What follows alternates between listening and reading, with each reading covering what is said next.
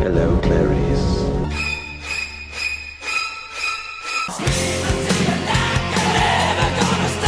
It's alive! It's alive! We accept one of us. I kick ass for the Lord. I want to play a game. They're here. It's showtime. Welcome to episode 27 of the Three Basket Cases podcast. We are Three Basket Cases on all social media. Check us out wherever you find podcasts and YouTube. And if you want to email us, it's threebasketcasespodcast@gmail.com. Today we're going to do something we have not done before. We are going to do another movie in a franchise. This is the first time we're doubling up. We're doing Friday the 13th Part 7. Frank is going to do the walkthrough. So take it away, Frank. Perfect. Friday the 13th, Part 7, The New Blood, made in 1988 on a $2.8 million budget. It grossed $19.1 million in the domestic box office, including an $8.2 million opening weekend, I think assuring that we would get a sequel to this movie. Mm-hmm.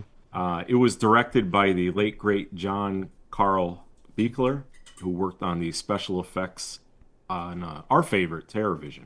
Nice. Scanner Cop, Halloween 4, A Nightmare on Elm Street 4, From Beyond, Ghoulies, and Ghoulies 2. He directed Troll and Ghoulies Go to College, among many other projects. It's a nice resume. That's not bad, sir. Not bad. Very impressive. The film was originally intended to have Jason and Freddy together on screen for the first time, but the people at Paramount, who had the rights to Friday the 13th, and New Line Cinema, which held the rights to Freddy Krueger, they couldn't come up with a agreeable circumstance behind the scenes. So instead, the script was rewritten to put Jason up against our hero, Tina Shepard, who was a telekinetic. I think also Freddy at that point was a lot more popular than Jason, so New Line was like, yeah, no thanks, we're doing fine here. Yeah, I mean, it took 15 years for Freddy versus Jason to come out after this. So just bogged down. The movie opens with a montage from previous Friday the 13th films, and it's voiced by Walt Gorney, who played Crazy Ralph in the first two entries. This would be his last role in the series. I like that they did that. Me too. They gave you a nice recap, so even if you hadn't seen the first six, you can kind of jump into this one. So I thought that was cool. Although you probably wouldn't be too lost, but I like that they brought Ralph back because, I mean, I don't know. Throw it back to the original. Guy was probably about 180 at that point, but I always liked him. Yeah, it's pretty cool the way they did that. And it's actually the last Friday film that would use previous films' footage. Okay. Yeah, because they did a recap in 4 or... 4. 4, yeah. Yeah. Yep. And we had a little bit in 5, right? Yeah, they're pretty good about, like, hey, here's where we're at. Right. Especially this one, where it showed Tommy Jarvis sinking Jason to the bottom of the lake, which kind of sets up what is going to happen, a little bit into the film here. Yeah. We get a view of Jason change to the bottom of Crystal Lake, where he's been since the end of Part 6, where Tommy Jarvis trapped him, as we saw in the beginning montage. The movie transitions to a young Tina. I actually have a question about that. In Part 6, from what I remember, it was a gigantic lake. And in this one, it looks like a small, shallow pond with about 100-yard circumference. It didn't look like the same place at all. Would you agree with that statement? Yeah, it seems to change from movie to movie. I mean, fair enough. All right, I'm not going crazy. I mean, Jason Takes Manhattan. They had a cruise ship on the lake. Right. It was completely ridiculous. Yeah, sometimes it's like a river, and sometimes it's a pond, and yeah, I'm like going through geography in my head, like, how do you get there? Well, then too, like in part 6, the boulder that Tommy Jarvis had in that boat would have weighed like 400 pounds. Yeah. There is no way he's lifting that boulder up and throwing it into the lake. There's no way the boat would hold that boulder. Yeah, that boat would have split in half. Yeah. Yeah. Friggin' ridiculous. So we get to see young Tina listening to her mother, Mrs. Shepard, and Mr. Shepard arguing. We hear Mr. Shepard smack Mrs. Shepard around. And Tina runs out of the cabin, out onto the dock and onto a boat, and she starts motoring away slowly.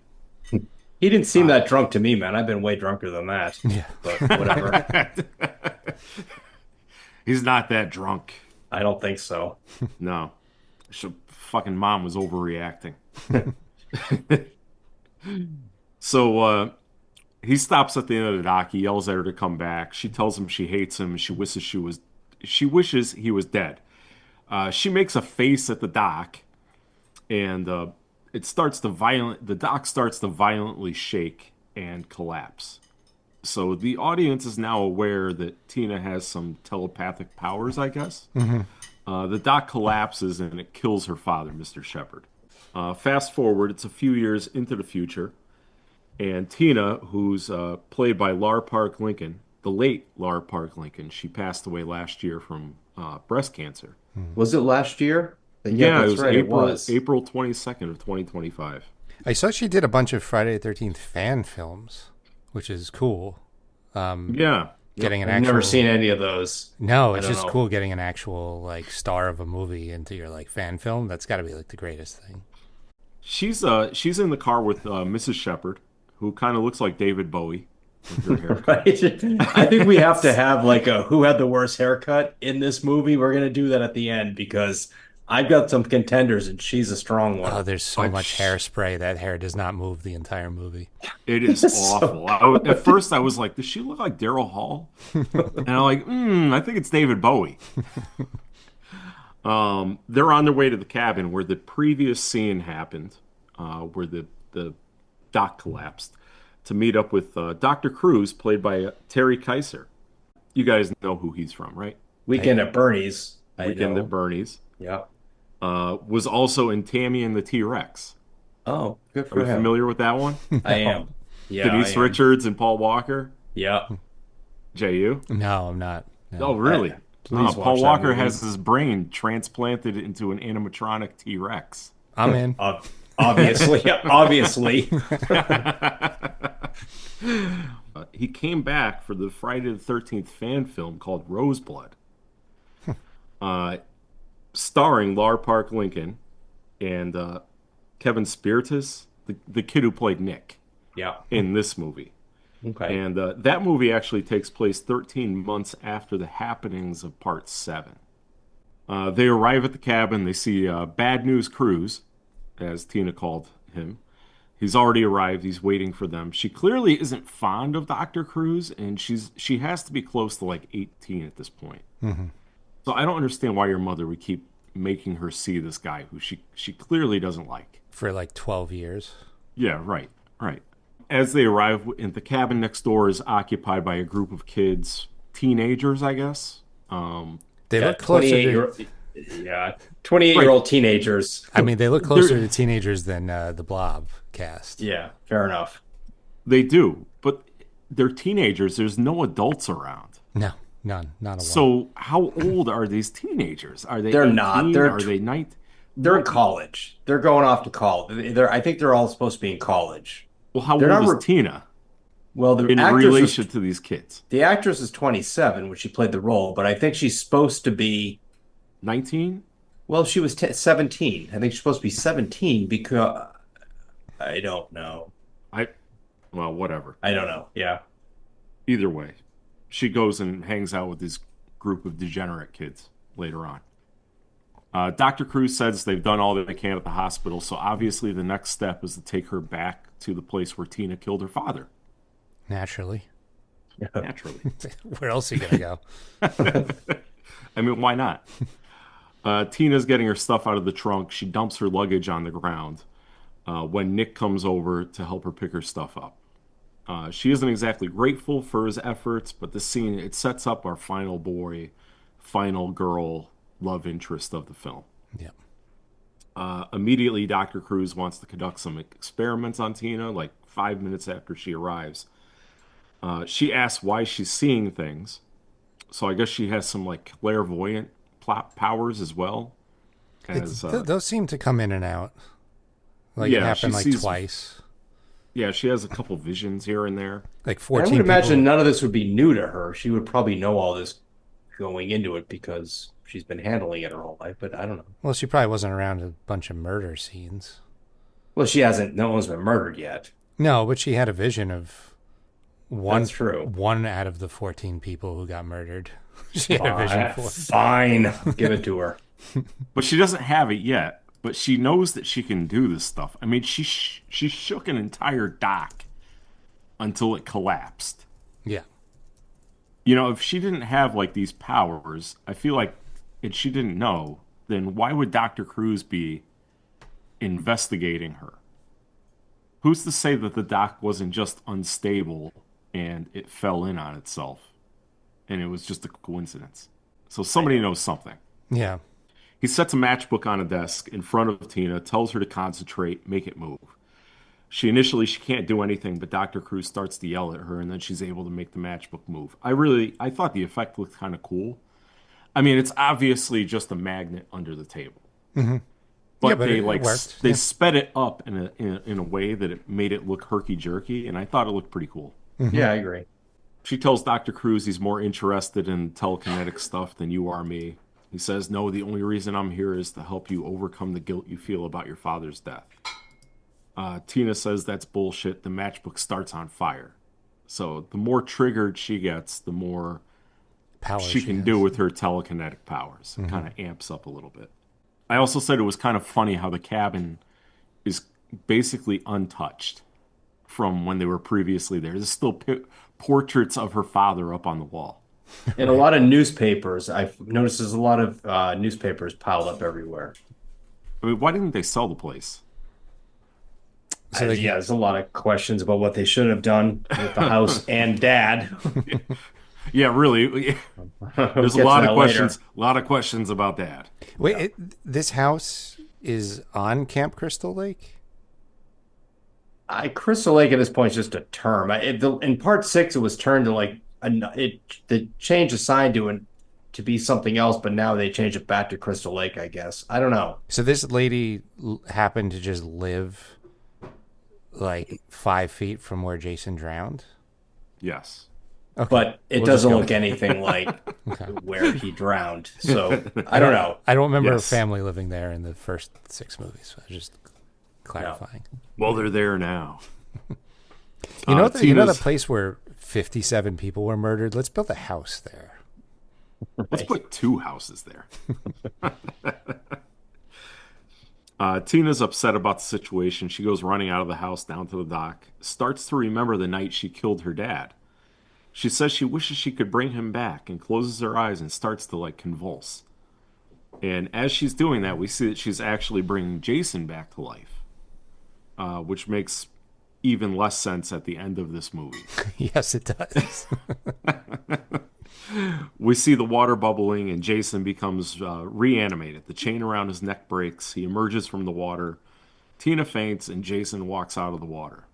I love how Jason looks here from the backside with his ribs exposed and the clothes torn. I thought it was really good effects. Yeah. Well, the director, coming from his background of special effects, he did a really good job, and he really wanted to have. He's like, Jason's been in this pond, or whatever Christ you want to call it, for a very long time, and that should be reflected in the way he looks. And I think it's probably the best looking Jason in the series, in my opinion. Mm-hmm.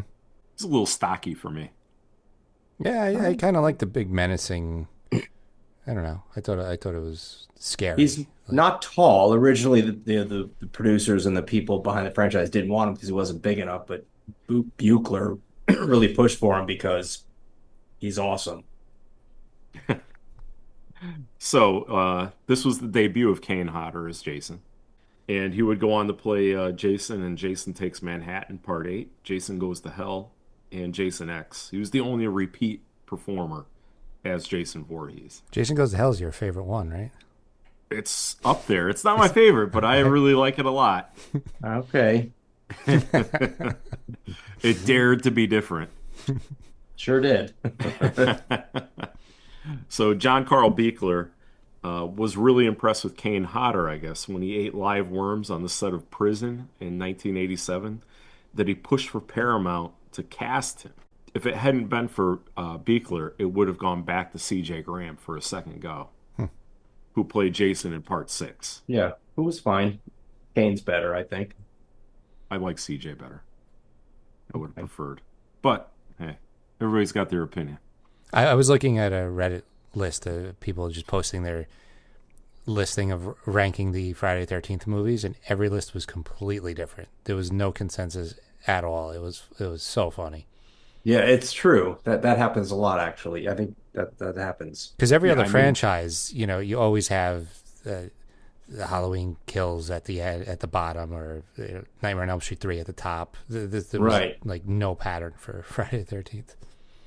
Yeah, I mean, me liking Jason Goes to Hell is definitely outside of the box. Yeah, It's that is wicked wacky. way at the bottom.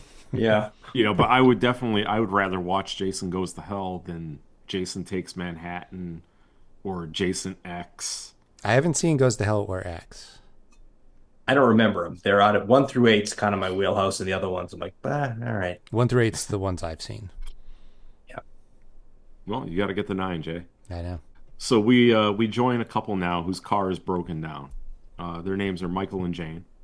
We find out the reason that the kids are at the cabin in the first place next door to Tina is that it's Michael's birthday, and his girlfriend Jane rented the cabin out and invited all of his friends for a surprise birthday party.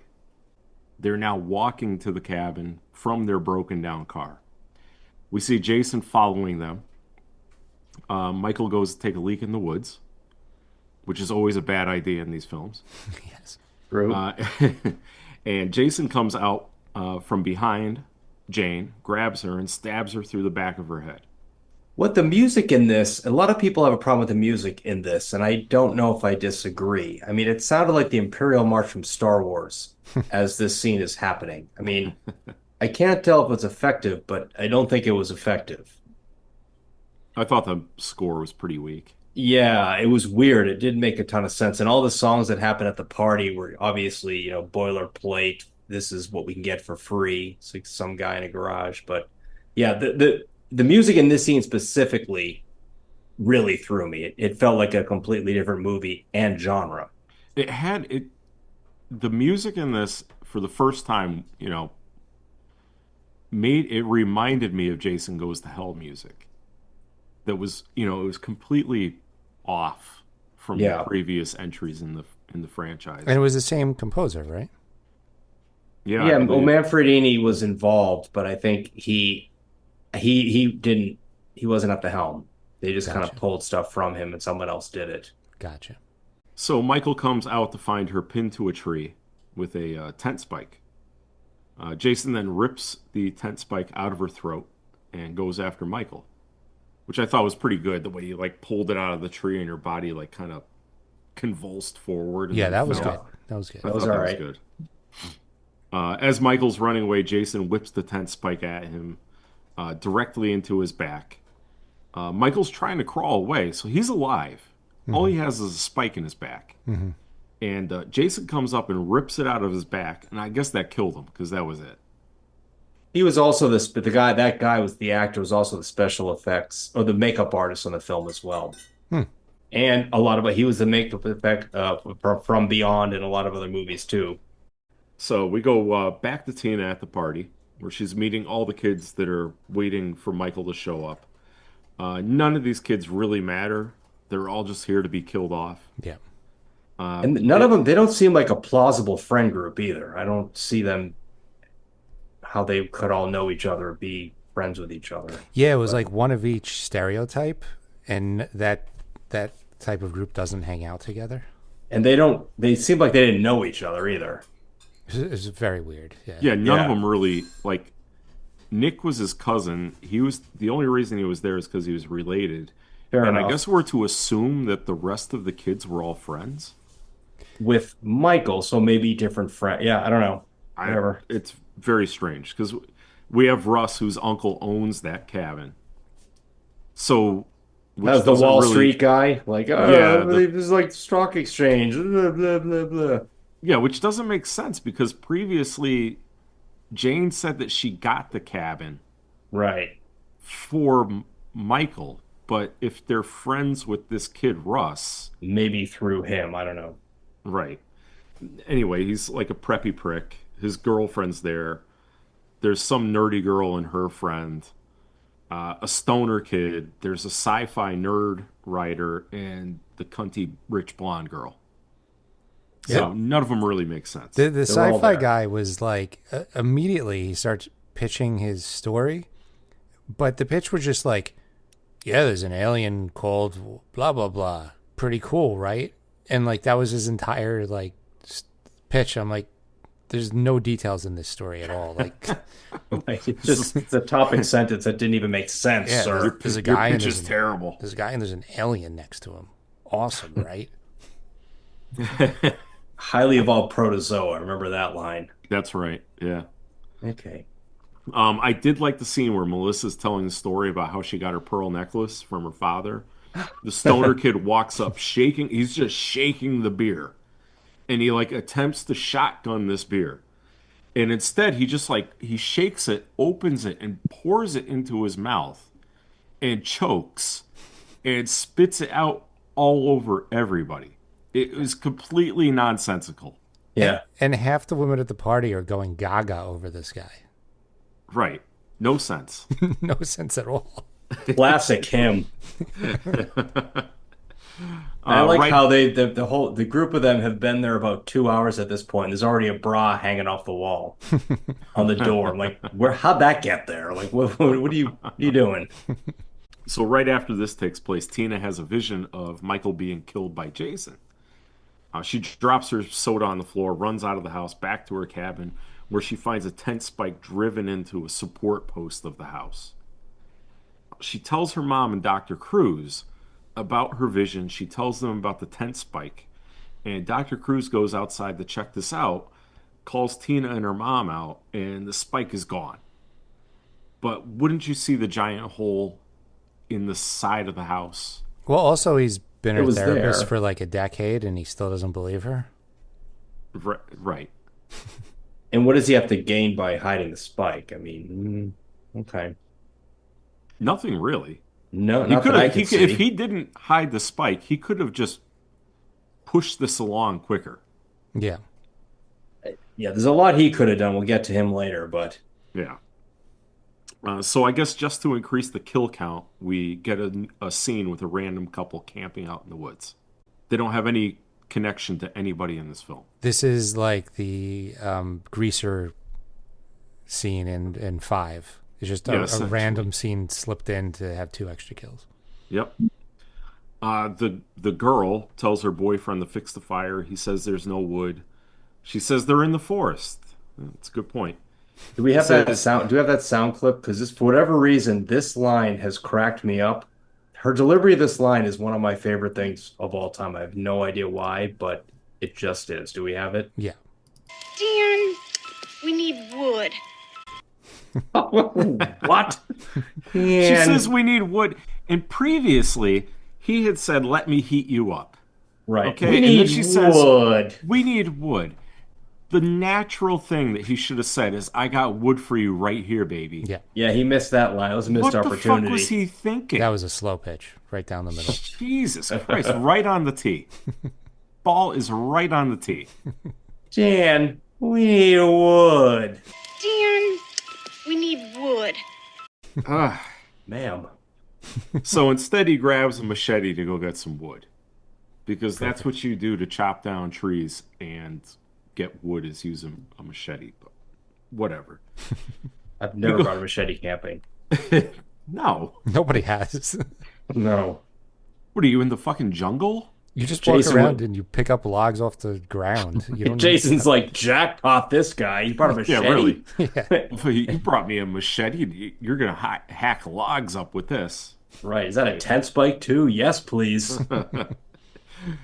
Everybody just brings their own murder weapons to the movie. Right.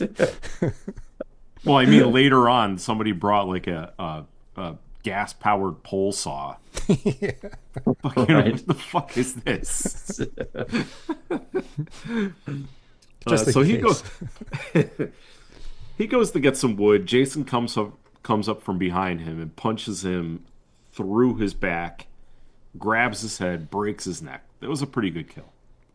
That was a good one. I feel was like fine. I feel like the angle might have been changed a little in post-production. Yeah, I could see that. Jason now goes over to the tent where the girl is laying down. He cuts the tent open, grabs the sleeping bag with the girl inside, and then he slams her into the tree while she's still in the sleeping bag, killing her.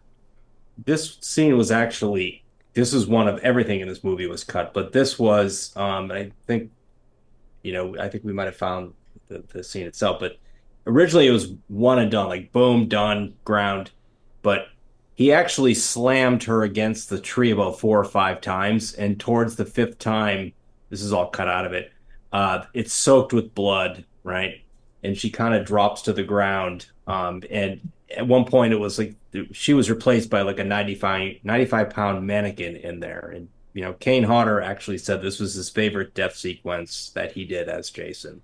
It would have been one of the better ones in the series if it was uncut. Right. Yep. Yeah, for sure. It was. A lot of these kills if they were uncut, but yeah, absolutely. I mean, this got absolutely destroyed. I mean, I think what happened is, from what I read, I don't know if it's true or not, but in part 1 went under the radar, and a mom group came out all pissed off that this movie was out in the world and wrote all these letters to the MPAA. And as the sequels progressed, the name became synonymous with, people like mom groups or whatever writing letters. So the MPA just kind of came down on more than anyone else because of all the slack they were getting. There's nothing more aggravating or annoying than a, charged up, holier than thou mom group, apparently. But I don't know why they would care, but apparently they did. And they reacted to these groups that came out against the franchise. I feel like even, up to part 6, you had really graphic kills. Part 5, there were a ton of graphic kills. Yeah, but even that went back to the MPAA so many times. Right. Yeah, and it was all cut out. Those were all. I mean, they've been getting messed with the whole time. It's just This one just got at the worst. Yeah, it got at the worst. It absolutely did. 1, 2, and 3 were unscathed. I think 1 certainly was. 2 probably was. And 3, I don't know. It was 3D, but and 4 was as well. I don't know. I guess 5 was the first one. They're like, all right, guys, enough's enough. Right. God forbid human adults make a decision to go to a movie and see special effects for, an R-rated film that we pay for. I mean, you don't have to bring, the moms don't have to bring their 6-year-old to the fucking movie. Just get out of the way. Yeah. And go watch Bambi. Don't show it to them. Don't go. It's like it's like what they always said about Howard Stern. Just keep turning the dial. Right. Don't listen. You don't have to listen. Yeah. Exactly. So it is now the next day. We're back with the kids in the cabin having breakfast. We meet a couple more kids that we didn't previously meet, named Ben and Katie. They just kind of show up. Very late to the party. Yeah, very late. Robin tells Maddie, the nerdy girl, she needs some touch-up work. The stoner kid isn't into her, that she's going to go smoke weed with him. Melissa has the sci-fi kid wear his coat like a straight jacket to antagonize Tina. Tina then gets pissed and explodes Melissa's pearl necklace off her neck and runs out of the house with Nick following her. Tina then goes home. She tells her mom and Dr. Cruz about the exploding pearl necklace, and he kind of like dismisses her. She gets mad at him, says she wants to leave and go home. He starts yelling at her, tells her she's going to spend the rest of her life in a hospital. And she throws a TV at him using her telekinetic powers. Does he own, like, part of the hospital? Is he trying to, like, get more people to go there. Like, I don't know why he's a therapist for 10 years and all of a sudden he's just like, yeah, we got to lock her up. He has no interest in her well-being at all. No. No, nothing. And Mom is just going with it. Yeah. Nick finally catches up to her at the moment she's leaving the cabin. She asks to see a picture of Nick's cousin, which, I carry pictures of my cousins in my wallet. All of them. Right? Like, if you really have one in your wallet, my God. Of course, he has a single picture of his cousin in his wallet. And of no one else. He opens his wallet, like, a picture of my cousin here. That's what I have. Okay. Of course you do. She tells him she thinks he's dead because that's the guy she sees in her visions, being stabbed with a tent spike. Russ, the preppy guy, and Sandra decide to go skinny dipping. He's dressed like an asshole. Yeah, he absolutely is. He's got the khakis on with a pink and lime green plaid shirt, complete with the sweater tied around his neck. He should have been the first one to go. Yeah. Yeah. Anyway, Sandra gets naked and dives into the lake. So apparently, the actress, she didn't want to do a nude scene. Mm-hmm. So that was her getting naked on the beach, but they used a body double for the underwater scenes. Okay. That was kind of like Jaws amped up a little bit because they kind of showed everything. That camera got right up in there. Yeah, I was like, oh, well, yeah, that, and that, and those. All right. So as Russ is taking off his clothes, Jason appears and gives him an uppercut with an axe to the face. That's what he gets for taking about 10 minutes to take one sneaker off. Yeah, no kidding. His girlfriend is completely naked in the water. He should have been just ripping clothes off. And she's been there for 5 minutes, too. Yeah. Right. Yeah, she's swimming around and talking to him and going underwater and coming back up. And they go back to this guy and he's got like one shoe off. I'm like, dude, what are you doing? He's like folding his clothes neatly. Yeah. Fucking asshole.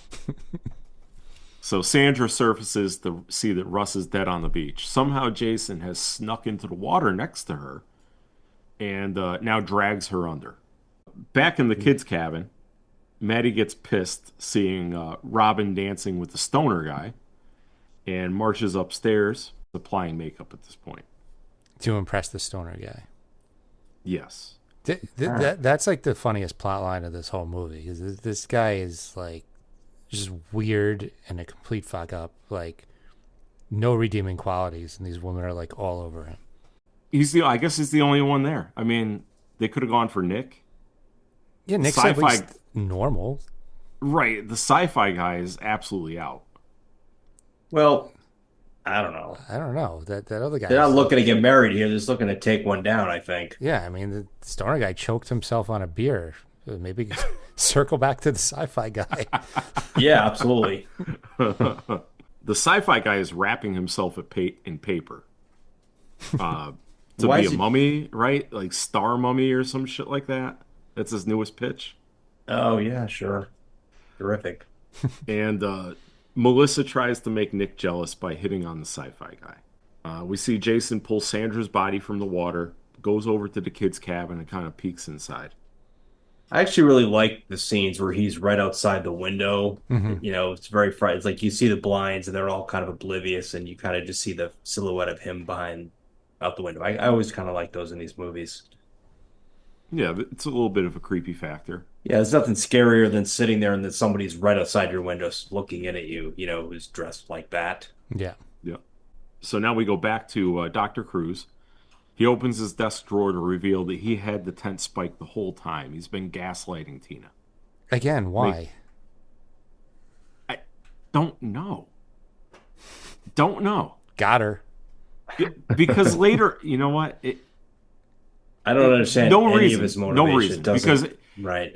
He had, later on in the film, Tina finds clippings of Jason Voorhees in Dr. Cruz's desk.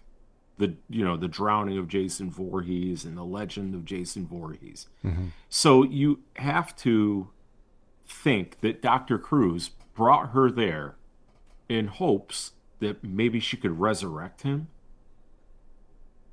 But she does in the beginning of the movie. So he kind of got what he wanted. So why is he gaslighting her for more? Well, he doesn't know that Jason's resurrected. I'm going to go with... She told him that a man came out of the lake. Yeah, but he doesn't know for sure. It's weak plot point. That's what I think it is. I think that they just had to get Jason. They had to shoehorn Jason in somehow. They had two separate movies going on. They had this psychotic. They had the plotline with her and her abilities, and then they had the kids, and they just had to figure out a way to, make 2 and 2 come close to 4. That's what Fair enough, yeah. Melissa's over there telling the sci-fi guy that she wants to get with him. He's completely stunned. As he should be. Yes. You know what? She's not that hot, man. I think whatever. Yeah. I mean, the redhead was way hotter, but yeah, I think the blonde was supposed to be the hot one. Sure. I think the blonde is... I think I would rather get with Tina than the blonde. Tina's the prize, no doubt. The redhead? No. That's Robin. No, Tina's the main chick. Oh. I think Robin's the best. Yeah. Although I'd probably go with Tina's mom first. Jesus Christ. That hair, I just want to stare at that hair. And God, yes, please. And Dr. Cruz has gone for a random walk in the woods. He finds Michael dead. He's shoved in between some tree branches. There's another tent spike covered in blood on the ground. He picks it up and he throws the spike down. He runs away.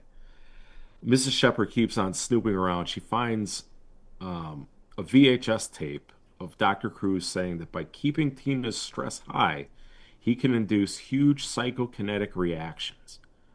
Mrs. Shepherd's pissed.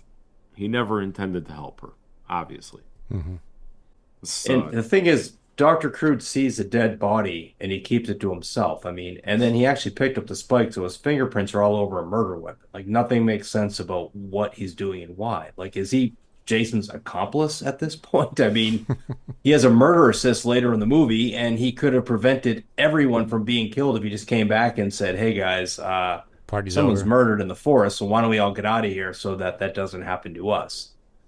Very good point. But no. Or maybe just don't bring Tina back to that, where she killed her father. Or that. Well, I'll give him that because his motivation isn't moral. But now that you found out somebody's been murdered, there's a murderer about 100 yards from where everybody's staying. It's time to call it, man. Get everyone out of there. Go home. Yeah, but what are the odds that another person will get murdered? And by the way, aren't they in Camp Crystal Lake where there's been probably 180 people killed? That was my point from before. Really. To this point, like, this shouldn't be a surprise to anyone. Everybody keeps coming back to Camp Crystal Lake. It's still a vacation spot. Now be covered with all true crime podcasters. So now Dr. Cruz tells Mrs. Shepherd, we're going to have to commit her, even if it's against her wishes.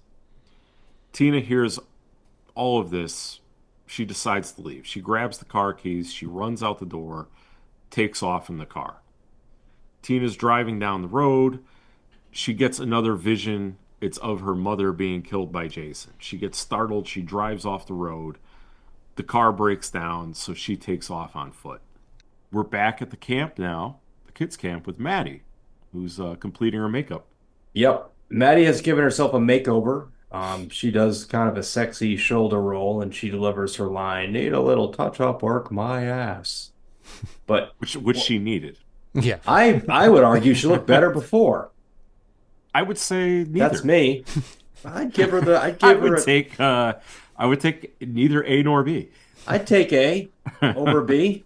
Although I think it's kind of interesting that she packed an evening gown and white high heels for a weekend getaway in a cabin, but now she wanders off into the woods, an idiot, calling out David over and over again, which doesn't make a lot of sense, right? But there is a deleted scene where she goes into the shed and she sees Robin and David smoking a joint. and they leave her to go, make out. And David gives her the joint, and she tries it, and obviously she chokes, as her character wouldn't really do that. So that would kind of explain why she's walking through the woods saying David over and over and over again. Okay. Maybe that does make more sense. Right. It made zero sense. It didn't make any sense, and I always wondered it. Then I came across the scene. So maybe she heard Jason, but she assumes it's David because she was just with him a second ago. But ultimately, none of this really matters, right? I mean, she wanders through the woods, and a body drops in front of her, and she lets out what I think is probably the best scream in the movie.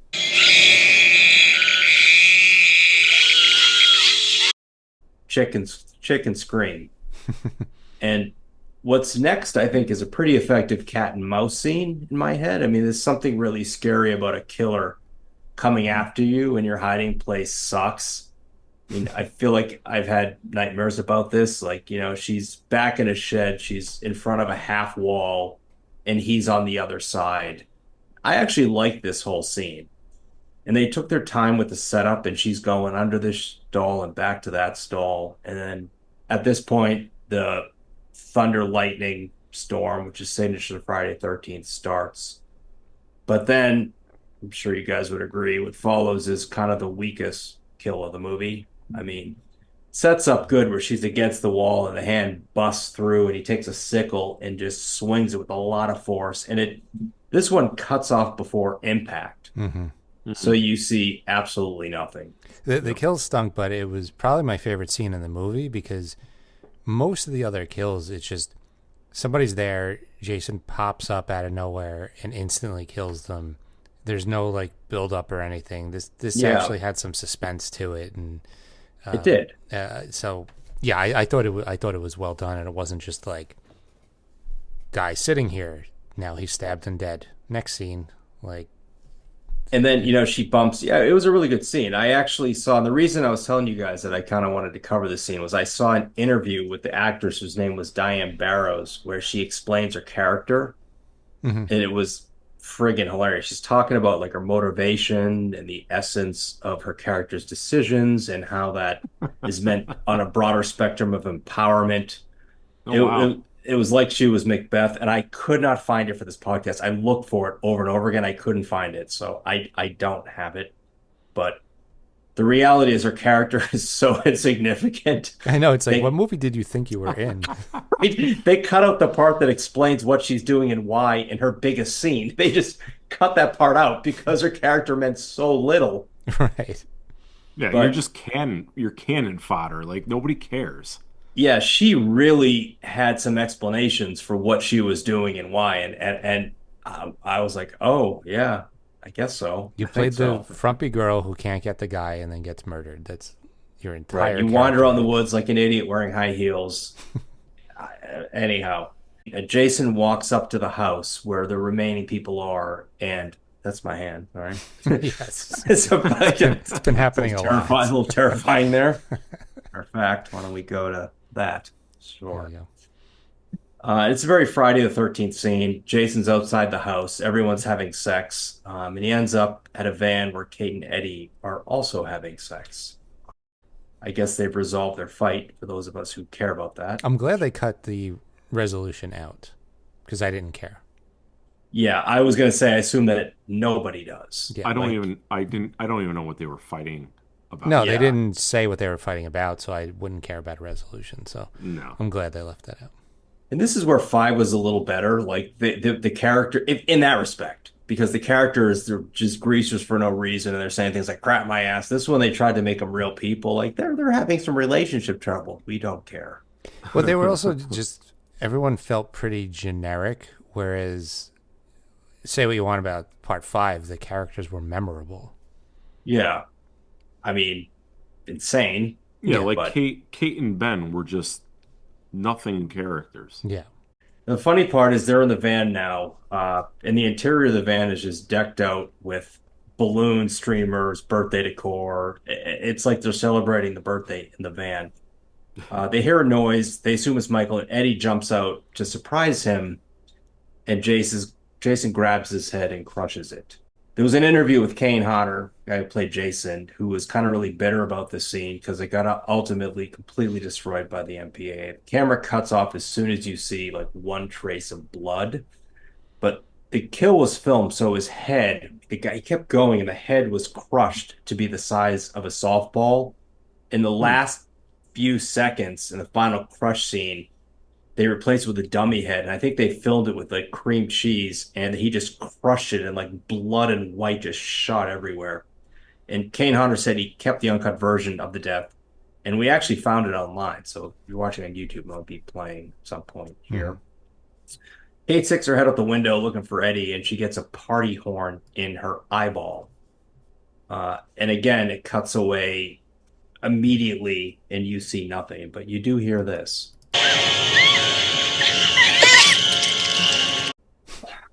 There is a little bit of a honk. It's subtle, but it's beautiful. Yeah. Yeah, it's there. You're like, okay, at least you're giving us that. Yeah. And that's it. So we go back in the cabin. Melissa is telling Eddie that she's just not interested in him after he's like awkwardly trying to score with her, and it's just not happening. Mm-hmm. He just isn't smooth. She tells him she only used him to make Nick jealous. He goes to leave. And Melissa is like, hey, where are you going? Which I was like, was that improv? Did they mean to write that line? Like, where are you going? You just told this guy that you didn't want to fuck. Yeah, and we're just But using him. do you feel bad now? So you're like, where are you going? Right. Can I just sit on the edge of the bed and masturbate? Like, what is it you'd like me to do? Right, like, and then he just leaves. He's like, I have a date with the soap on a rope. I mean, he could have at least turned around and tried to get a pity fuck. Well, I don't think she was given that. No, she wasn't doing that. But I mean, the cold shower, he said he was going to take a cold shower, which made sense. But then I have a date with a soap on a rope does not make sense at all. He improvised that line, and I think the screenwriter was like, "Oh God, that was terrible." But that actor improvised it. Well, they could have stayed in. They could have reshot it and used the line that made sense. Right. Yeah, they did not. Was film at a absolute premium on this movie? I think so. They're cheap as hell. Guys, we movies. have one take for every scene. Jason walks up to the cabin and pulls the power on the cabin. Tina and Nick are currently running through the woods and find Michael's body in the tree. And we go back to Jason entering the kid's cabin. He does it. He's always sticking bodies in trees. Yeah. I mean, there's like 4 or 5 times a body just fell out of a tree. And I think it might even have been the same body. He just keeps putting the same body up in a tree. Yeah, especially later on, before the big finale, and there's bodies falling everywhere right next to Tina. Right. The guy's like a squirrel, and he's just putting all the bodies in the same spot. Like, it's very weird behavior. Right. The stoner guy gets dressed. He finds some flashlights. He goes to get some food. He walks over to the fridge, looks inside, gets up, and turns around. Jason stabs him in the chest. You know what's interesting about this? I've seen this movie a number of times, and what's very creepy is as he's walking into the kitchen, you see Jason in the corner standing there in the shadows. I never noticed it except when I watched it for this episode. It was really, really good. Tina and Nick, they go back to her cabin where she finds the tent spike. She grabs Dr. Cruz's gun and then finds a bunch of newspaper clippings about Jason Voorhees. And that's kind of where I got the idea that maybe he wanted her there to revive Jason, because why would he have these clippings? I thought they might have been the dad's clippings, but I guess not. Yeah, I don't really know. Because then there's all these stacks of newspapers all over the house that I assumed might also be that. So if he has all these newspaper clippings and he saw somebody dead in the tree, so he's very familiar with Jason Voorhees because he's got the clippings and he saw someone dead. Why is that good for him? Like, is that his plan? What's happening? I don't know. It doesn't. Maybe I don't know.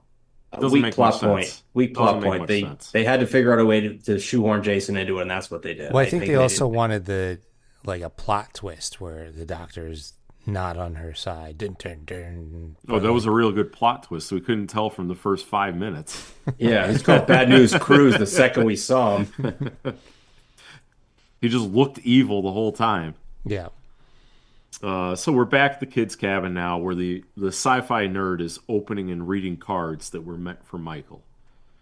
And I have to ask, what's the proximity of the kitchen in relation to this living room? Because the stoner guy was just killed 5 feet away.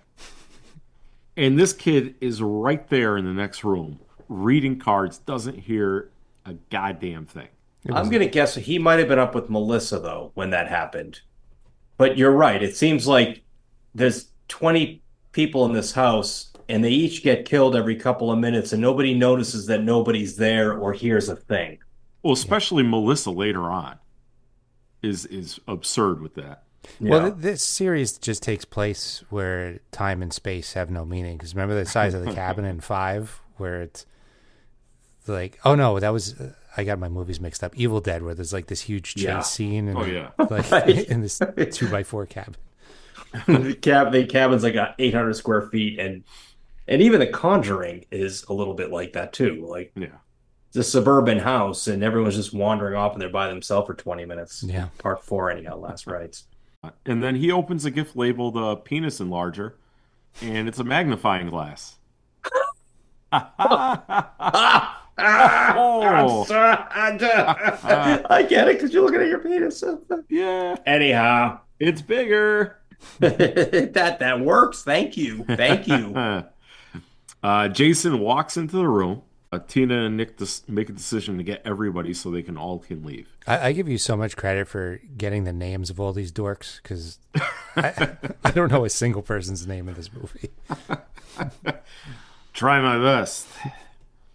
Although I call sci-fi nerd, so that's fine. I didn't get his. I would have been calling them all by their description. No, Eddie. I think it's Eddie. All right, well, we'll go with Eddie. Here, Eddie. Eddie is sitting there, and Jason has just come in. He thinks it's Melissa behind him, and lo and behold, it's Jason, and he slashes his neck with a machete. But the scene cuts right when the machete hits its mark. Yeah, come on. So you don't get to see it again.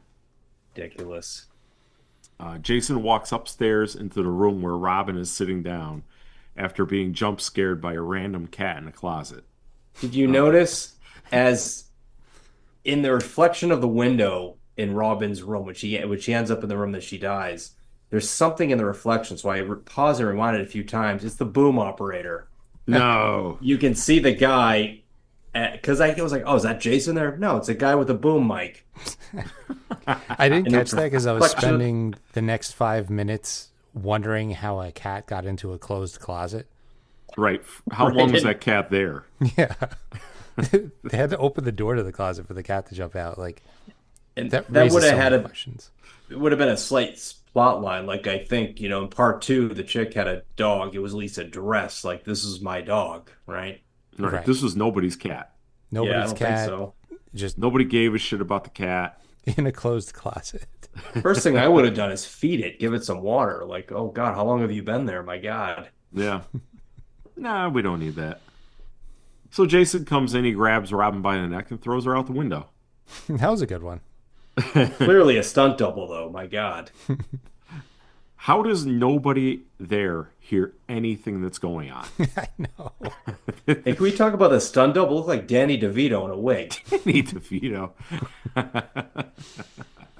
But yeah, that one should have definitely gotten someone's. Although there's no one left in the house. Melissa left, everyone else is dead. She was the last one in the house.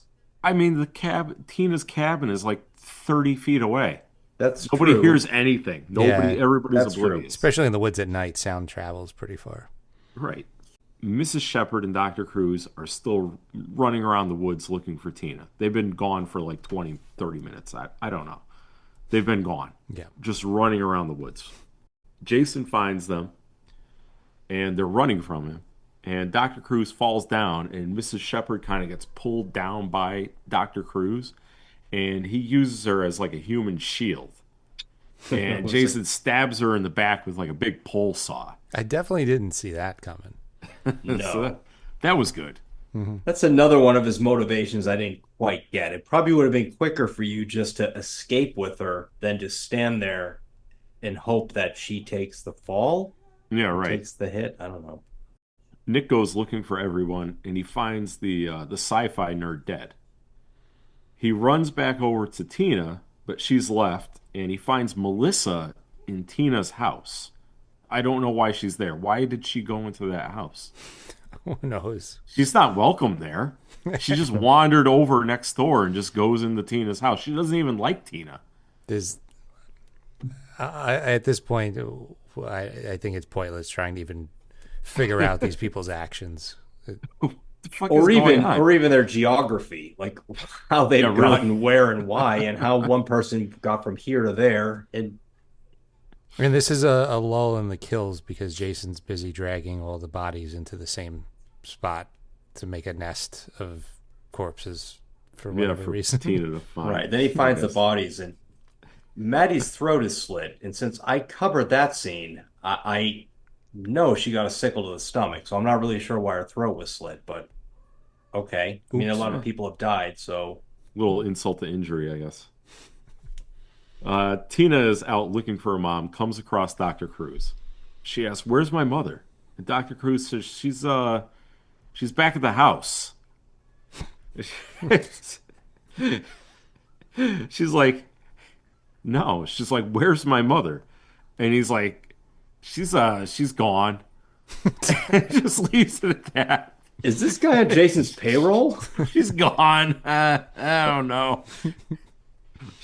Maybe he worked out a deal with Jason. She's back at the house. Maybe he worked out a deal where he won't kill him if he serves everyone else up. It's like Hellraiser. It's so good. The Dr. Cruz starts running away, and we hear like a small engine fire up, and it's Jason with like a gas pole saw. I started laughing. I'm like, where the hell did you get that? Like, where did he... Like, I have so many questions. Where did he get it? How did he know how to start it? Did he mix the gas and the oil to put it in this little two-stroke engine? Because you have to mix oil and gas together. It's not a conventional engine. Like, does he know he's got to prime it? He's got to put it on choke. He's got to pull the cord. There is no way Jason could have started this fucking thing.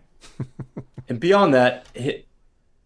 some of it, he's perfectly capable of just punching somebody through their body. Just do that. It's a lot easier. He's having a good time, I think. Who had this pole saw? He's having fun with it. Where did he go to get it? I mean, it looked cool, but it was ridiculous. It's so dumb.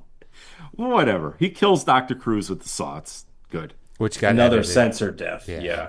That got destroyed by the MPAA. I remember the director saying, like, "Oh, this is going to be so satisfying because everybody hates this guy for reasons that were far more obvious than they needed to be." Mm-hmm. And then it just touches the stomach and it's done. Tina's running around, finds all the dead bodies now. They're propped up all around the woods, so she could just find them.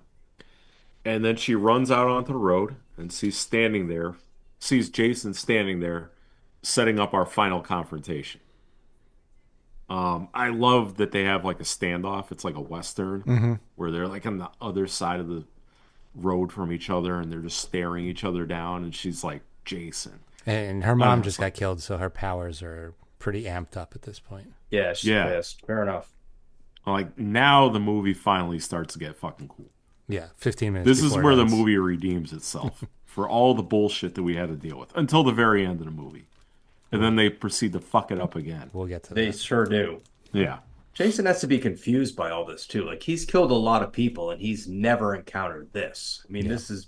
He's kind of like a cat. He can't communicate, right? He can't ask questions. He just has to quietly accept everything that happens to him. And now he's got this person who's doing all this crazy shit that he could never have heard of. It's like my dog all of a sudden gets a cone around its head. He's like, why is this and how long? And this is new, you know? Yeah.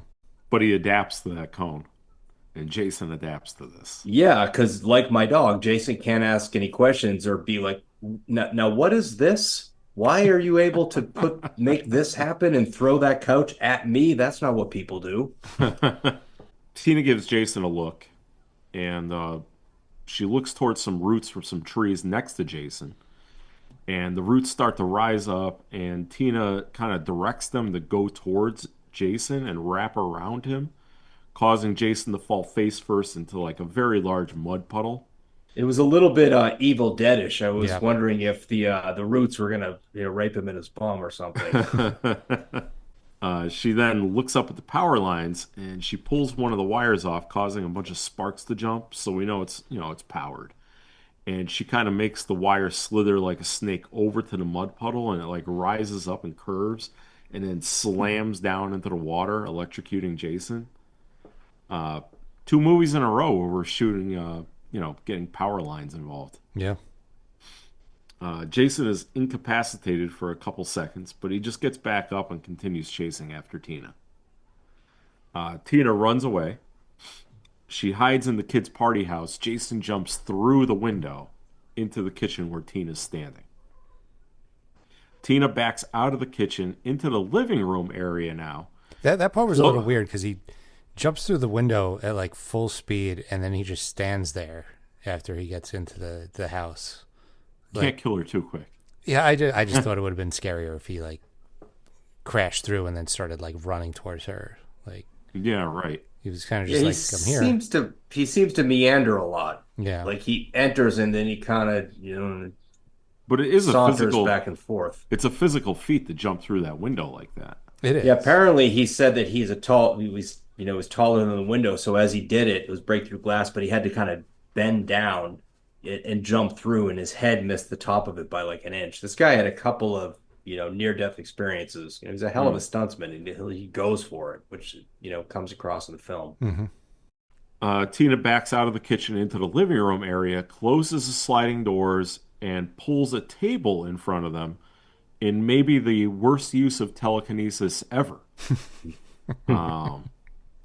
She won't be joining the X-Men anytime soon. I mean, it's a fucking like 5-foot table in a door that doesn't lock. Yeah. A 10-year-old could like push the table out of the way, open the door. Like that was a really tough one. Yeah. Good job. She then uses her telekinesis to throw a couch and a potted plant with a sci-fi nerd's head in it.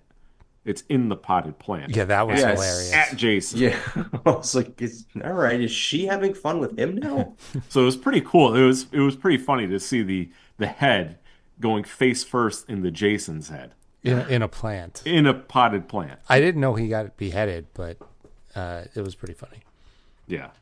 Well, we didn't get to see the end result. It fucking cut away again. Yeah.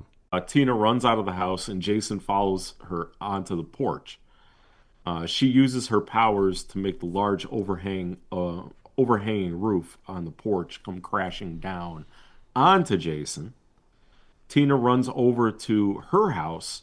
That was actually a real stunt. What they did for that was it was a real structure, and then for about 6 feet in the middle of it, they changed it to balsa wood so that it would collapse when it hit his head. So it was a much lighter wood, but it was still a very heavy surface, and they dropped a roof on him. Oh, that's pretty cool. Jesus. Yeah, it was a real stunt. Huh. She runs over to her house now where Nick and Melissa are just kind of hanging out. They didn't hear any of this. They didn't come out. They're completely oblivious to the crashing and the crashing of the roof and the smashing of the window. They have no idea what's going on. None. She tells Nick, "I killed him. Jason's dead," but he's obviously not. His hand comes out of the rubble, just like Super Shredder's arm in Teenage Mutant Ninja Turtles 2. Except Jason doesn't die like Shredder. Melissa tells Nick and Tina that they're nuts. But hey, Melissa, where did all of your fucking friends go? Right. Where are all of your friends? It was like 11 There's like people a here. dozen people are dead, and she's like, "You guys are fucking crazy." What do you think is happening? What is going on, Melissa? What do you think's going on? She's like, "I'm going back to bed." Yeah. It's like, "Fuck you and fuck both of you." What the hell? At that point, it's big. Go ahead. Yeah, right. Yeah. Nick's like, "Don't go out there." Melissa says, fuck you both. Melissa opens the door, and Jason is just standing right there. He cocks back his axe, and he has it up over his head and slams it into Melissa's face. And he grabs her body and just whips it across the room over a TV into the corner. I love that. I thought that looked so cool. Yeah, that was It was a great. cool stunt because Kane Hodder was responsible for all the stunt people, and he said to the stunt woman, he's like, "Oh, I'm gonna pick you up. You're gonna have prosthetic acts in your face. I'm gonna throw you across the room." She's like, "Yep, no problem at all." He's like, "All right, yep, good. You gonna do it?" She's like, "Yeah, not a problem at all." He's like, "But here's the kicker: you're dead, so you can't put your arms out to catch your fall. You're gonna have to go over the TV with your arms completely by your side, and your head is gonna break your fall because you're dead. You can't move." And she's like, "Oh, okay, I got it." Did a hell of a job. I thought it was a really good. It looked great. Yeah. I mean, she looked like a rag doll getting thrown. Yeah. Probably, I mean, maybe the best kill in the movie? Yeah, I mean, the I mean, unedited close. scene, you saw the acts connect quite a bit more, Yeah. but it was, yeah, I think they did a great job considering the kills were good considering how destroyed they were, which just Yes. makes you think how good they would have been if they were untouched. Yeah. You know, it's unfortunate there are so many stops and pullbacks on the kills and Yeah, edits. it's ridiculous. You know, I mean, I think the punch through the back on the kid at the beginning there was one of the best ones. I think Melissa getting killed was one of the best ones, and then there's a bunch of just weak kills in there that could have been good, but they're weak. Yeah. You can't change the movie, unfortunately. Nick and Tina, they get by Jason and they run up the stairs. And Tina turns around to see Jason coming up after them. She uses her powers to detach a light fixture from the ceiling, and she makes it swing and slam into Jason's face. He falls backwards through the stairs and into the stairwell. They go down the stairs to the door, which they can't open or don't open. There's no real reason why. It's not like somebody went and locked it. Right. The door was just unlocked, so I don't know. They can't turn the doorknob. This was the point too where Kane Hodder actually almost got knocked into concussion because the stairs that he fell through were a lighter wood, right? And Yeah. in the middle part, but then the final step where they had regular stairs that he didn't fall through, and I guess his head, as he fell through, his head came like an inch or two, according to him, from hitting the wood step that was not made to fall through, in which case he probably would have been Pretty hurt. killed, Yeah. but he would have been pretty messed up. He would have bashed his head onto solid wood. And they're trying to get out, and Jason blasts through the side of the stairwell. And, when I first watched it, I thought he would have fallen all the way down to the basement. That's where I thought he was too, yeah. So I wasn't expecting it, and I thought that was pretty effective when he, burst out from the side. And he actually Yeah. looked pissed the way he burst through. Right. Like, Yeah. he looked upset. Yeah. Jason grabs Nick, throws him against the wall, and starts to step on him when Tina uses her powers to tighten the straps on Jason's mask. They're so tight that they start to leave indents in his head, and yellowish white liquid starts to come out. Jason whips his head around at Tina just as his mask breaks open, and we get to see Jason's face reveal. What'd you guys think of Jason's face? Thought it looked really cool. Thought it was good. Well Yeah, I done. think it's pretty good. And his eye, I think Kane Hodder is really good in the role, and he's a good actor, and just what he can do with just his eye, I think is very good. Mm-hmm. Apparently, whenever they show Jason, whenever Kane Hodder was playing him, he would not blink the eye. Yeah, I read that too, but how do you control that? You gotta blink, man. You would think. Commitment. So Tina makes a light fixture blow up now, and takes the wire from the fixture, makes it come down and wrap around Jason's neck, pulling him up into the air. And I thought Kane Hodder did a good job of showing surprise from Jason, because he is flailing around, what the fuck is going on? Yeah, he's kind of met his match with her, and it plays out that way. Yeah. She explodes the floor beneath him and then drops him down into the basement. She goes to check on Nick, but she's doing it very slowly. And you'd think she'd be faster for all the times and everything she has done to Jason, and he continues to come back. Yeah.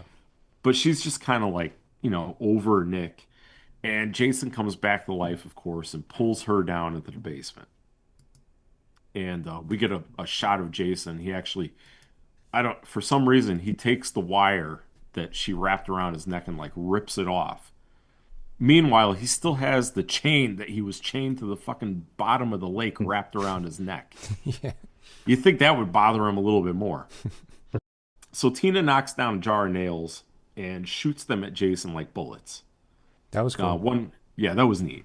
That was good. Yeah, great. And one goes into his forehead, and he pulls it out, which was pretty good. And then Tina animates a gas can, sprays the gas onto Jason, soaking him, and then she opens the furnace door and shoots the flames onto Jason from the furnace, engulfing him. Jason falls down as the house is burning. Tina and Nick run out of the house and onto the dock as the house explodes for no reason whatsoever. There is no reason that house exploded. It was a good effect, too. I know when they did it, the filmmaker said nobody expected the house to blow up with that much ferocity. So the house blew up, and they're like, oh, my God. It broke shit, and it was insane. I mean, it was a great explosion, but there was no reason for it. There was no reason for it. It's not like there was anything combustible there. And apparently, too, in the previous scene, Kane Hodder, I don't know if his record still stands, but it's the longest an actor has been on fire. He was on fire for 40 seconds continuously, which nobody has done up to that point. At this point, maybe they have, but the guy was a badass, man. He was fearless. He just did it. I don't know. Yeah. Like that Free Solo guy. He wasn't afraid to die. So Nick and Tina are now on the dock. They're hugging, and Jason just appears next to them. He walked all the way down the dock, completely unnoticed by Nick or Tina. Let's not check to make sure he's actually dead. I mean, he just shows up. Yeah. This hulking monster just walked down the dock to you guys. Although even I, knowing that he always, not me, I'm not in the movie, but knowing that he always comes back, that explosion might have been like, okay, I think we got him this time. Would you be like looking at the house though? I would be leaving. I would be getting in a car, and I'd be about 1.5 miles down the road by now, getting something to eat. I mean, I wouldn't be like hugging. I mean, maybe like a quick hug and then like, watch the house for a little bit. But they're just going on. But they were I'd be in the car for like by now. five seconds, and Jason's there. I'd be in the car, the door would be locked, and I'd be about 3/4 of a mile away from the house by that point, without question. And I would check the back seat and even the trunk. And, I Cape Fear that shit too. I look under the car as well. So Jason grabs and throws Tina. Nick shoots Jason with a gun. Apparently he had the whole time, but never decided to use. Yeah, where did this gun come from, man? Like, thanks. Wasn't it in the doctor's desk? Yeah, but did he get it like an hour ago? Like, I'm waiting for just the right time to use it. I mean, it's not effective, but at least you could have tried. You don't know that it isn't. Could have done something with it. Yeah, go for the eyeball, man. I mean, that should work. Really? Jason pushes Nick onto a boat and turns his attention to Tina. Tina starts to do the concentrating, head shaking thing, and the water behind Jason starts to bubble and boil. Right when Jason is about to grab Tina, her dad breaks through the dock boards holding a chain, wraps the chain around Jason's neck, and pulls him under the water in one of the dumbest endings to a movie ever. Yay! I don't care. Absolutely fucking ridiculous. He looked like completely preserved after a decade underwater, too.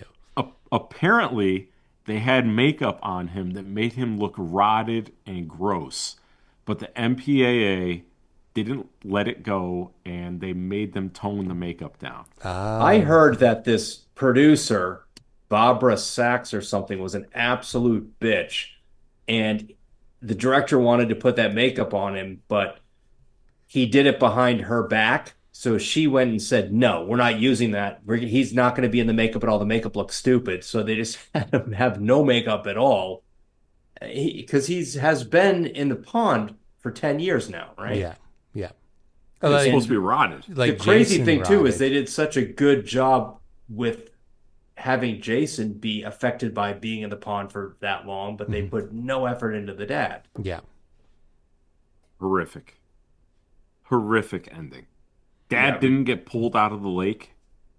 You just left Dad in the lake. Yeah, there was no burial service for him. He just was in the lake. You're like, let's just leave him there. He's kind And of a then dick. Tina resurrects Jason. Would she miss her dad by about 5 feet? They were just hanging out together all this time. Tina's dad and Jason just at the bottom of the lake. Yeah, How almost many the same more exact bodies spot. are at the bottom of Crystal Lake? Well, yeah, who knows? I mean, Jason likes dragging bodies around. Maybe there's My God. a dozen or two. Horrible ending.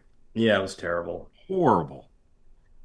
Tina faints. The next day, the paramedics and the police and the fire department are on scene. Blah, blah, blah. Tina's carried away on a stretcher. She calls the Nick. A paramedic tells her that he's all right. She gets loaded into an ambulance with Nick. He asks, "Where's Jason?" She says, "We took care of them." Ambulance drives away. Roll credits. The end. The guy who picked up the mask was the director in that last scene. Yeah, for what that's worth. Yeah, that ending sucked. Yeah. You want to go first, Peter?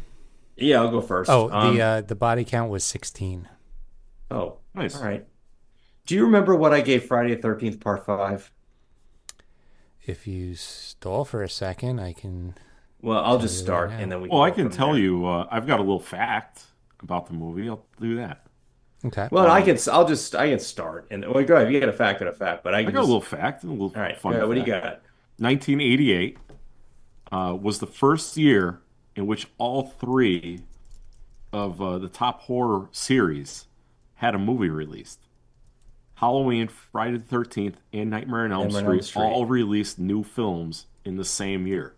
Friday the 13th, Part 7, A Nightmare on Elm Street, The Dream Master, and Halloween 4, The Return of Michael Myers. Oh, wow.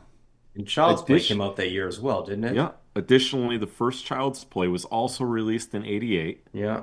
as were Hellraiser 2 and Phantasm 2. Nice. Yeah, the 80s was definitely a good decade. And 88 had, I think, was that Killer Clowns from Outer Space? And The Blob? Yeah, definitely the Blob. Yeah, definitely the Blob. I think Killer Clowns was 88. I think you're right. So that's a top tier year. Yeah. Peter, you gave Part 5 a 2.5. All right, then I'm going to give this a 2.75. I feel like this is a good movie in terms of the special effects. I feel like it's two movies really, right? It's two movies. It's basically you got the Tina thing and then you got the kids thing. I think it would have been you could have blended them a bit better, or you could have just focused on one. I didn't really need the Tina thing as much as, the kids in the cabin and had this gnarly badass Jason. The problem with me is the kills were all watered down to the point where it just wasn't, it was aggravating to me. I was like, you know what? I just want to see some special effects because I know these people can do it. Mm-hmm. What I think they should do is they should re-release this movie in 2026. They should cast people who are the demographic that the people were there, keep the exact same script, call it Friday 13th Part 7, the new blood, and then just have it be unrated and go for it with the kills as like a fuck you to the MPAA for all of these movies, Friday 13th movies. Just redo it. Pick one up. Pick 5, 6, 7, whatever you want to do. Just put this one because it had the biggest body count and remake it, and then it would score higher for me. Mm-hmm. It's got some nostalgic factor, but there's some plot points. I don't understand why the Terry Bad News Cruise was even in the movie. But it was well done. It had some decency. At 2.75, I guess. Not thrilled by it. It's probably in the lower ranking of 1 through 8, but not the bottom. Okay. I gave Part 5 a 2.25. This one, I thought a lot of the kills, especially in the first half, were just Jason pops up, instantly kills somebody, that's it. there's a lot of plot holes. The ending was so bad. This one just didn't do it for me. I'm going to give it a 2. I liked part 5 better. Not that 5 was a good movie, but at least it was ridiculous enough where I was laughing, and there was some like memorable parts. Like, I don't even remember half the cast of this movie, and I watched it yesterday. Like, Right. they're all just so generic. I didn't even remember the preppy guy until Frank was making fun of his outfit. So, Frank, you gave part 5 a 1.75. Damn. Yeah. Yeah, that's fair. This movie it's got a great premise. I like the idea of Carrie versus Jason because it gives them somebody that's actually like formidable as opposed to just kids. Mm-hmm. So it does up the stakes. Unfortunately, a lot of the characters are just kind of unlikable, and they're just caricatures. Yeah. And I don't care about them. I don't care about Tina's mom. I don't care about Dr. Cruz, really. It's not until the last 20 minutes of the movie that the movie really kind of like takes off and gives me what I want to see. Mm-hmm. You know, it's definitely, in that 6, 7, 8 range of favorite Friday the 13th films. Okay. Probably like 7 or 8. With that being said, it's like a 2.5 out of 5. Okay. So it has some good special effects, but the kills are so weak and the characters are weak. Yeah, I can't give it credit for what's not on screen. Exactly. I was just about to say that. Right. Like, yeah, it might have had a bunch of good kills, but they were edited, and I can only go by what we were actually shown. Exactly. Right. I can't sit there and give it another point just because it got neutered by the MPAA. Like, this is the film that we got. Yeah. Yeah. So you guys both went higher than 5 for this one. Interesting. Higher than 5? Higher Part than 5. part 5. Oh, part 5. I was like, this is higher than 5 No. stuff. What? Yeah, No, part it did 5 not. had a weak premise, I think, and characters that I really hated. The only reason I kind of like I understood what you were saying, Jay, and I agree with it. But this one ranked a little higher because I thought Kane Hodder was very good, and I thought the special effects of Jason and the girl versus him, there was some really great stunts, and I could see there's a few death scenes that I thought were good, and I could see that they would be good, and I'm giving a little bit of credit for that because even though they cut away, it was ferocious and fierce, and I gave it a little bit of points for that. And the body count was high. It felt like more of a real movie. Like Friday 13th Part 5 was just kind of like, I don't know, throw some boobs there and do that over there, and you say something stupid and you're there. But it was entertaining. It was a little more entertaining. But this felt a little more high octane, better made, bigger budget. Yeah, I mean, I liked the fact that he had somebody to fight that could go toe-to-toe with him. I just, like Frank said, it's the last 15 minutes of the movie. Right. And I don't know, maybe if they were like running into each other periodically and having small fights and then somehow getting separated, maybe it would have done a little bit more for me. But I felt like I was bored through a lot of this movie. You don't even really get. I think I read that they don't say Jason, like Jason's name, until 59 minutes into the movie. Yeah, the movie's only like an hour and 25 minutes. Right. Yeah. So he's not even like. We know he's there. Mm-hmm. Nobody else has any concept of him being there until the last 20 minutes of the film. Until like 75% of the cast is already dead. Right. Right. Just strange how they put it together. Yeah. All right. So, well, on the plus side, that was the third highest body count that we've done, next to Halloween 2007 and Friday the 13th Part 5. Yeah, Halloween's still the champ so far with 24 kills. Wow. That one's going to be Good tough job. to beat. Good I job, think. Rob Zombie. Yeah, that's going to be tough to beat.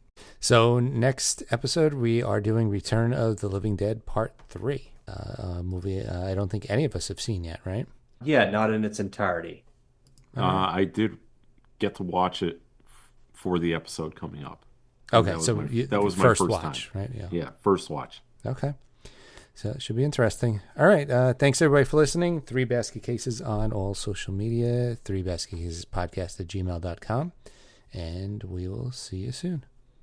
Goodbye,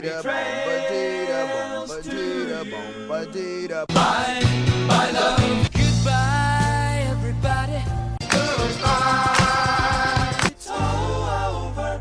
Goodbye. It's time to go. This is the end.